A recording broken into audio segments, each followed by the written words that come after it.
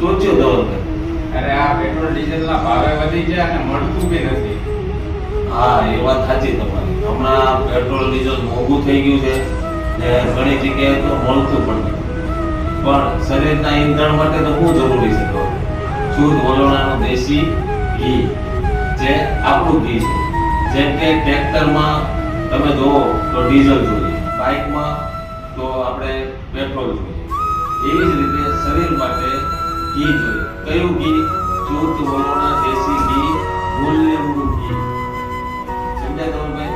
એટલે જો આ દેશી ઘી છે વલોણા, આજે મગાવી લો અને તમે જોઈ લો શરીરના ઈંધણ.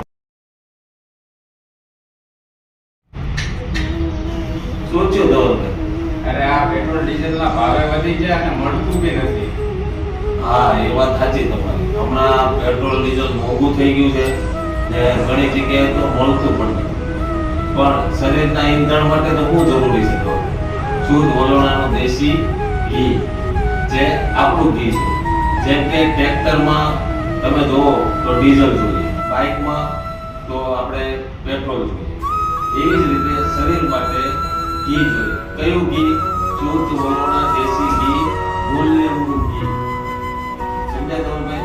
એટલે જો આ દેશી ઘી છે વલોણા, આજે મગાવી લો અને તમે જોઈ લો શરીરના ઈંધણ.